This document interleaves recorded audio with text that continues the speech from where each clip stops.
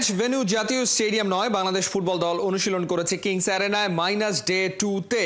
Home advantage না নেয়ার কারণ বৃষ্টি এবং মাঠের কন্ডিশনটাকে ভালো রাখা। টিম হোটেলে হয়েছে জিম সেশন। নরবাপী রিপোর্টে বিস্তারিত। 10 জুন বাংলাদেশ সিঙ্গাপুর গুরুত্বপূর্ণ ম্যাচের আগে -2-ডেতে কোথায় কোন দল অনুশীলন করবে স্বাগতিক বাংলাদেশ এবং সিঙ্গাপুর। সিঙ্গাপুর কিন্তু অনুরোধ করেছিল তারা অনুশীলন করতে চায় জাতীয় স্টেডিয়ামে, মানে ম্যাচ ভেন্যুতে। বাংলাদেশ কিন্তু চাইলেই সেখানে করতে পারতো, নাকি কোনো গাইডলাইন আছে, কোনো নিয়ম আছে? ম্যাচ কমিশনার যখন তার আন্ডারে সব কিছু নেয়, সেক্ষেত্রে কিন্তু আপনি উনি যেটা ভালো মনে করবে, উনি কিন্তু বলেছে যে এই মাঠ এখন প্র্যাকটিসের জন্য নাই। আমরা কম্পিটিশনে নেমেছি, যেটা ফেয়ার সেটা করেই আমরা আসলে করব, যে আমরা কোনো অ্যাডভান্টেজ নিয়ে আমরা করতে চাচ্ছি না। এবং যেহেতু পিচে আমরাই খেলবো, আমাদের সবাই দেখবে, পিচটা ভালো থাকুক, সেটাই আমরা চাই। 5টা বাজার কিছুক্ষণের মধ্যেই টিম বাস কিংস অ্যারেনায় প্রবেশ করে এবং এই অনুশীলন একদমই ক্লোজ ডোর। কোচ কাবরেরার ইচ্ছাই কিন্তু ক্লোজ ডোর অনুশীলন করছে। তবে টিম হোটেলে সারাদিন নানা রকম অ্যাক্টিভিটিস হয়েছে, বিভিন্ন রকমের ভিডিও সেশন এবং এক একটা গ্রুপ করে করে কাবরেরা কিন্তু মিটিং করেছে। সকালে ব্রেকফাস্টের পর থেকে হলো কিছু প্লেয়ারদের রিকভারির যে জিনিসগুলো আমাদের হয়, সেই রিকভারি সেশনের পরপরই গ্রুপ ওয়াইজ কিছু কাজ থাকে, অ্যাক্টিভিটিস থাকে। সে প্লেয়াররা যারা গোলকিপার, ফরওয়ার্ড, মিডফিল্ডার, সবাইকে নিয়ে আসলে আমাদের কোচিং স্টাফরা কাজ করে। সবার আগে এসেছেন ফাহমিদুল, তারপর এসেছেন হামজা চৌধুরী এবং সবশেষ সমিত সোম। টিম ম্যানেজার জানিয়েছে এখন দলের বন্ডিংটা কোন পর্যায়ে আছে। এক্সিলেন্ট, কারণ আপনার দেশের বাইরে থেকে ঈদ করা আর দেশে থেকে ঢাকার মধ্যে এখানে ঈদ করার মধ্যে, হোটেলের মধ্যে হাসি ঠাট্টার মধ্যে কিন্তু একটা সময় কেটে যাচ্ছে। জাতীয় দলে প্রবাসীদের সাথে দেশিদের যে সমন্বয়ের মাধ্যমে ভালো একটা ফুটবলের প্রত্যাশা করছে সমর্থকরা। গ্রুপ পর্বের প্রথম ম্যাচে ভারতের সঙ্গে ড্র করে ভালো একটা অবস্থানে থাকা বাংলাদেশ সিঙ্গাপুরের সঙ্গে লড়বে কিন্তু 3 পয়েন্টের জন্যই। অর্ণব বাপি, 71, ঢাকা। ঢাকায় এসে বিশ্রাম নিয়ে মাঠে নেমে পড়েছে সিঙ্গাপুর ফুটবল দল। বিকালে আর্মড ব্যাটালিয়ন মাঠে ক্লোজ ডোর অনুশীলন করেছে দ্য লায়ন্স। মঙ্গলবার হামজা শমিতদের মোকাবেলা করার আগে পুরোদমে নিজেদের প্রস্তুত করে নিতে মরিয়া সিঙ্গাপুর বস সুতোমু ওগুরা। বিস্তারিত হাসান সজীবের রিপোর্টে। 42 জনের বিশাল একটা বহর, 23 জন ফুটবলার, 19 জন কোচিং স্টাফ। এত বড় একটা দলকে নিয়ে প্র্যাকটিস করতে গেলে একটু তো সময় লাগবেই। প্লেয়ারদের আসার প্রায় 30 মিনিট আগে মাঠে হাজির কোচিং স্টাফরা। তারা তাদের সব ধরনের প্রস্তুতি সারছিলেন এবং প্লেয়ারদের জন্য অপেক্ষা করছিলেন। প্লেয়াররা আসলেন, মাঠ দেখলেন এবং তারা তাদের প্র্যাকটিসটা শুরু করে দিলেন। ক্লোজ ডোর অনুশীলন কোনোভাবে গণমাধ্যম অ্যালাউ না। প্রতিপক্ষ বাংলাদেশ তাদের কৌশল জেনে যাবে, সেই ভুল কাজটা তারা করতে চান না। এই জায়গাটায় একদমই সজাগ। আর এই সজাগ বা সিরিয়াসনেসটা তখনই এসেছে যখন বাংলাদেশ ভারতকে তাদের মাটিতে রুখে দিয়েছে। তখন থেকে কিন্তু সজাগ সিঙ্গাপুর। এরপর ভুটানের বিপক্ষে 2-0 গোলে জিতে বাংলাদেশ। অর্থাৎ বোঝাই যাচ্ছে বাংলাদেশের প্লেয়াররা কতটুকু আত্মবিশ্বাসী এই মুহূর্তে, কতটুকু চাঙ্গা, কতটুকু সিরিয়াস। ঈদের দিনেও হামজা শমিতরা প্র্যাকটিস করেছে। এই বাংলাদেশকে নিয়ে এবার ভাবার সময় হয়েছে। সিঙ্গাপুর তাদের সবশেষ ম্যাচগুলোতে ভালো পারফরমেন্স করতে না পারলেও ঘরের মাটিতে সবশেষ ম্যাচটাতে 3-1 গোলে হারিয়েছে মালদ্বীপকে। সেই আত্মবিশ্বাস নিয়ে প্রায় 10 বছর পর ঢাকা এসেছে সিঙ্গাপুর। একই সাথে বাংলাদেশও কিন্তু ভুটানের বিপক্ষে জিতে এই মুহূর্তে বেশ চাঙ্গা। অর্থাৎ বোঝাই যাচ্ছে দুই দলই তাদের জায়গা থেকে বেশ আত্মবিশ্বাসী। তবে যারা ভালো পারফরমেন্স করবে তারাই জিতবে, কেউ কাউকে ছাড় দিতে নারাজ। এই মুহূর্তে এএফসি এশিয়ান কাপ কোয়ালিফায়ার বাছাইয়ে সি গ্রুপে প্রত্যেকটা দলেরই 1 পয়েন্ট। যারা জিতবে তাদেরই সুযোগ থাকবে নিজেদের উপরে তোলার। বাফুফের সভাপতি তাবিত আওয়াল তিনি বিশ্বাস করছেন গ্রুপ চ্যাম্পিয়ন হবে বাংলাদেশ। তার আগে সিঙ্গাপুর ম্যাচটা জিততে হবে। সেই 10 বছর আগে যখন সিঙ্গাপুর বাংলাদেশে খেলতে এসেছিল, তারা সেই ম্যাচটা বাংলাদেশকে হারিয়ে দিয়েছিল। এবার পালা বাংলাদেশের কঠিন দলটাকে নিয়ে সিঙ্গাপুরকে হারিয়ে বাংলাদেশের ফুটবলটাকে নতুনভাবে জাগিয়ে তোলা, এএফসি এশিয়ান কাপ কোয়ালিফায়ার সেখানে নিজেদের আরও বেশি উজ্জীবিত করা, আরও বেশি রাঙানো। কাজটা কঠিন, তবে অসম্ভব নয়। হাসান সজীব, 71, ঢাকা। সিঙ্গাপুর এগিয়ে র্যাঙ্কিংয়ে, কিন্তু বাংলাদেশ ফেভারিট। সাবেকদের চোখে আলফাস চুন্নুরা বলছেন হামজা ফাহমিদুলরা বাজিমাত করবে 10 তারিখের ম্যাচে। সিঙ্গাপুরকে সমীহ জাগানো দল মনে করলেও ঘরের মাঠে দর্শকদের উন্মাদনা বড় শক্তি স্বাগতিকদের জন্য, এমনটাই সাবেক ফুটবলারদের মত। আমার মনে হয় এই মুহূর্তে বাংলাদেশ কোনো দিক দিয়ে পিছিয়ে নেই। বিশেষ করে ইন্ডিয়ার সঙ্গে যে ম্যাচ খেলেছে, ভুটানের সঙ্গে যে ম্যাচ খেলেছে, সেই ধারাবাহিকতা যদি বজায় থাকে আমি মনে করি সিঙ্গাপুরকে হারানো কোনো ম্যাটার না। যে স্ট্রাইকিংয়ে যে দুর্বলতা আছে সেখানে সুমিত সুমটা এটা পুষিয়ে দেবে। বাংলাদেশে এখন ফুটবলের জয় জয়কার। আমি মনে করি যে বাংলাদেশে সিঙ্গাপুরের সাথে হোম ম্যাচ একটা বিশাল একটা অ্যাডভান্টেজ। এটা যদি খেলোয়াড়রা মন থেকে নিতে পারে, যে উৎসাহটা যদি নিতে পারে, এবং সাপোর্টাররা সারা বাংলাদেশের সাপোর্ট তাদের পিছনে আছে, এবং আমার মনে হয় যে অ্যাডভান্টেজ হিসাবে আমাদের জয় করা দরকার। সিঙ্গাপুর অবশ্যই ভালো টিম, তাদের সমীহ করে খেলতে হবে, এবং সবাই যদি নিজের দেশের খেলা, দেশের মাটিতে খেলা, সবাই যদি জান প্রাণ উজাড় করে খেলে, আমার মনে হয় আমরা জিততে পারবো ইনশাল্লাহ। আমাদের সময় যে খেলাটা খেলতাম তখন যে ক্রাউড ছিল 90s 80s, সেই ক্রাউডটা আবার ফিরে আসতেছে, এটা আমাদের জন্য অনেক বড় পাওয়া। তার মধ্যে সমিত সোম আমাদের যোগ হচ্ছে আবার নতুন করে, হয়তো সে 10 তারিখ খেলবে। হামজার প্লাস পয়েন্ট, হামজা একটা দারুণ দুর্দান্ত একটা খেলোয়াড় আমাদের সাথে সংযোগ হয়েছে। তার সংযোগ হওয়াতে আমাদের টিমের একটা স্পিরিট বেড়ে গেছে। সব মিলিয়ে অ্যাটমসফিয়ারটা ফ্যান্টাস্টিক, এবং আমি আশাবাদী যে 10 তারিখে আমরা জয় হব। যদিও আমাদের সাথে র্যাঙ্কিংয়ে তারা প্রায় 20 ধাপ এগিয়ে, কিন্তু র্যাঙ্কিং ডাজেন্ট ম্যাটার। বাংলাদেশকে আটকাতে ফাঁদ পাচ্ছে ফান্দি ব্রাদার্স। হামজা শমীদদের হারাতে প্রায় 1 বছর পর সিঙ্গাপুর দলে ফিরেছেন ইকসান ফান্দি, সাথে আছেন তার ভাই ইলহান ফান্দি। 6 ফিট উচ্চতার দুই ভাই কাঁপিয়ে দিতে পারে স্বাগতিকদের রক্ষণভাগ। বাংলাদেশ কি পারবে সিঙ্গাপুরকে হারিয়ে নতুন গল্প লিখতে? কোহিনুর কণা রিপোর্ট। গতির সাথে ক্ষিপ্রতা, অ্যারিয়াল ডুয়েল উইনের 16 আনা পাকা। তার ফোকাস একটাই, গোল স্কোর। অ্যাডাপ্টেবিলিটির সাথে ফিজিক্যালিটি তাকে করেছে ভার্সেটাইল।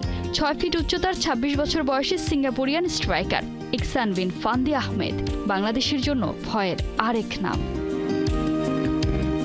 ইনজুরির সাথে ক্লাব কমিটমেন্ট, দলের সাথে ইকসান ফান্দি ছিলেন না প্রায় 1 বছর। অবশেষে মালদ্বীপের বিপক্ষে প্রস্তুতি ম্যাচ দিয়ে ফিরেছেন জাতীয় দলে। কামব্যাকের ম্যাচে করেছেন জোড়া গোল। মূলত এশিয়ান কাপ বাছাই বাংলাদেশের বিপক্ষে ম্যাচের জন্যই ফেরানো হয়েছে সিঙ্গাপুরের এই লেজেন্ড ফুটবলারকে। 2017 সালে সিঙ্গাপুরের জার্সিতে ডেবিউ হয় ইকসান ফান্দির। আন্তর্জাতিক ক্যারিয়ারে 39 ম্যাচে 20 গোল এই ফুটবলারের। তবে গেল প্রায় 2 বছরে সিঙ্গাপুরের হয়ে 28 ম্যাচের 25টি মিস করেছেন এই স্কোরার। 2024-25 সিজনে থাই লিগে খেলেছেন 12 ম্যাচ, 478 মিনিট খেলে গোল করেছেন মোটে 2টা, অন টার্গেট শট 7টা। ইকসানের সাম্প্রতিক form up to the mark না হলেও যে কোনো সময় কাঁপিয়ে দিতে পারে বাংলাদেশের রক্ষণ। লং বল থেকে গোল করা, সেট পিস থেকে স্কোর করাতে বেশ পটু এই ফুটবলার। তাই তো ইকসানকে আটকাতে তারিক কাজী, তপু বর্মনদের রাখতে হবে বাড়তি পরিকল্পনা।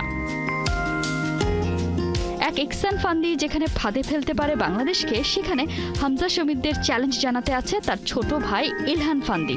খেলেন একই পজিশনে। বাংলাদেশের বিপক্ষে সুতোমো উগুরার স্টার্টিং 11-এ ফান্দি ব্রাদার্সকে দেখা যাওয়ার আছে জোর সম্ভাবনা। ইকসান ফান্দি, ইলহান ফান্দি, এই দুই শার্প শুটারের বাধার সামনে দাঁড়িয়ে বাংলাদেশ। হামজা শমীদ ফাহমিদুলদের নিয়ে সিঙ্গাপুর জট খুলতে পারবেন তো Spanish mastermind Javier Cabrera? Kohinoor কণা, 71। ঈদের বন্ধেও থেমে নেই হামজা শমীদদের জার্সি বিক্রি। রাজধানীর গুলিস্তানে বাংলাদেশের জার্সি কিনতে ছুটে যাচ্ছেন খেলা পাগল ভক্তরা। চাহিদা অনুযায়ী সরবরাহ কম বলছেন বিক্রেতারা। সিঙ্গাপুর ম্যাচের দিন বিপুল পরিমাণ জার্সি বিক্রির আশা তাদের। লাল সবুজদের জার্সি বেচা কেনা নিয়ে আপডেট থাকছে হাসান সজীবের রিপোর্টে।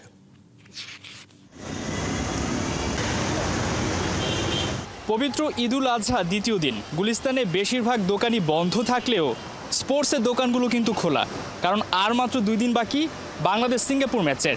তার আগে জার্সি বিক্রিতে ব্যস্ত সময় কাটাচ্ছেন দোকানদাররা। ঈদের আগে ব্যস্ত সময় কাটিয়েছেন, এখন ঈদের পরেও আসলে দোকানটা খুলে ফেলেছেন।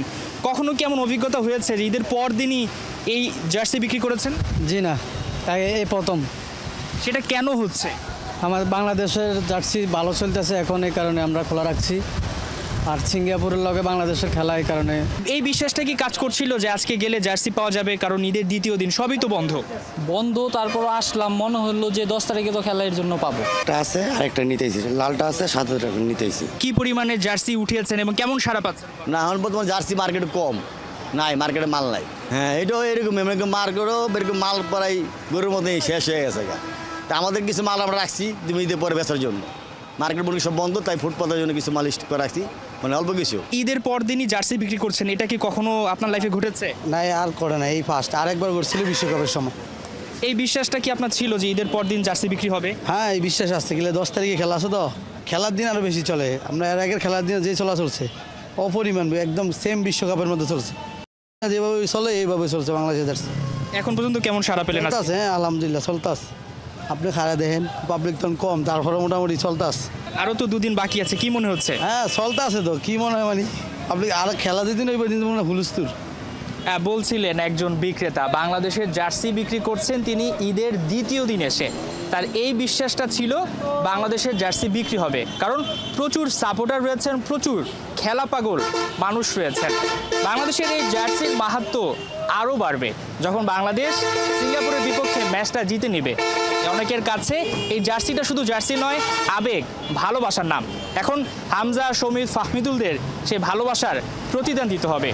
হাসান সজীব, ৭১, ঢাকা। ক্লাব কিংবা জাতীয় দল নিজের কাজটা সবসময় দায়িত্ব নিয়ে করতে চান মোহাম্মদ হৃদয়। সিঙ্গাপুরের বিপক্ষে ঘরের মাটিতে ভালো কিছুর প্রত্যাশা এই ডিফেন্ডারের। বাংলাদেশ সিঙ্গাপুর ম্যাচ নিয়ে ফুটবলারদের ধারাবাহিক রিপোর্টের ১১তম পর্বে মোহাম্মদ হৃদয়ের কথা শুনেছেন অর্ণব বাপি।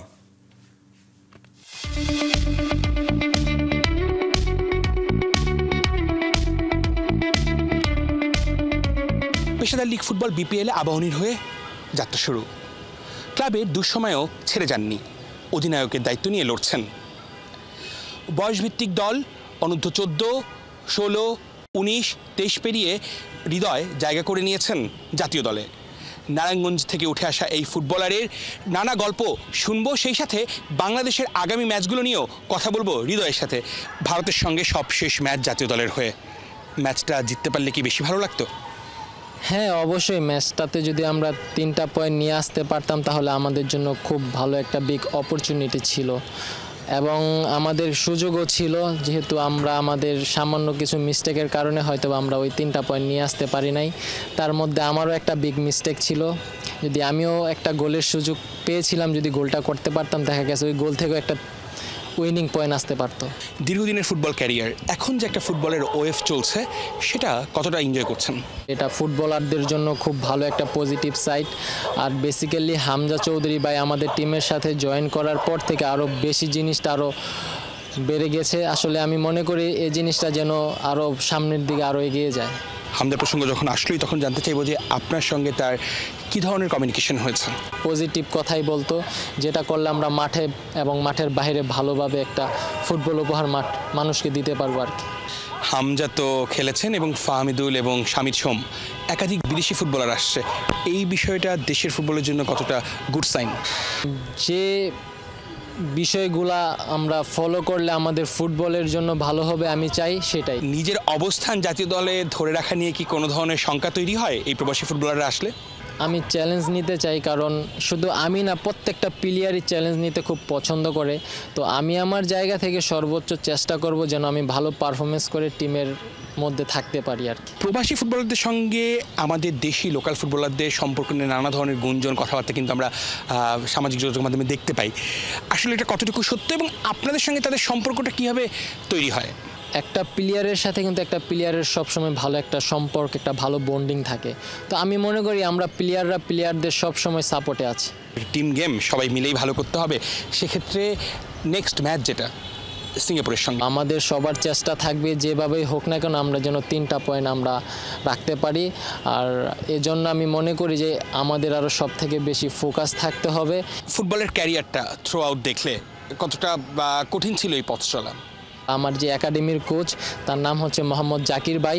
আমি তাকে খুব রেসপেক্ট করি, কারণ তার মাধ্যমে আমি মনে করি তার সব থেকে বড় অবদান আমার এত দূরে আসার পেছনে। হৃদয়ের কি প্রত্যাশা আগামী 5 বছরের মধ্যে বাংলাদেশ টিমকে সে কোথায় দেখতে চায়? আমার সব থেকে বড় একটা ইচ্ছা যে আমি চাই আমি বাংলাদেশ ন্যাশনাল টিমে থাকা অবস্থায় যেন আমি একটা সাব গেমস চ্যাম্পিয়ন হতে পারি। নিজেকে আরও বেশি মেলে ধরার জন্য হৃদয় কতটা এফোর্ট দিচ্ছে এখন? আমি একটা জিনিস অনেক মনে প্রাণে বিলিভ করি, হার্ডওয়ার্ক। একটা ফুটবলারের সব থেকে বড় অস্ত্র হচ্ছে সে হার্ডওয়ার্ক। অবশ্যই দেশবাসীও সেটা প্রত্যাশা করে। হৃদয়রা হৃদয় দিয়ে খেলছে বলেই কিন্তু বাংলাদেশের ফুটবলটা একটা ভালো জায়গায় যাওয়ার স্বপ্ন দেখছে। যতই প্রবাসী ফুটবলাররা আসুক, সবাইকে মিলেমিশেই কিন্তু সেই লক্ষ্যে পৌঁছাতে হবে। আসসালামু আলাইকুম।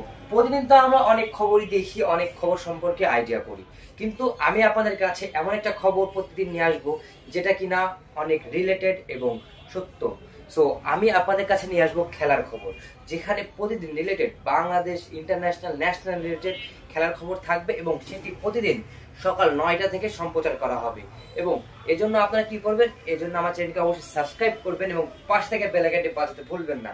আর অবশ্যই কমেন্ট সেকশনে জানিয়ে দিবেন আপনারা কি রিলেটেড ভিডিও চাচ্ছেন।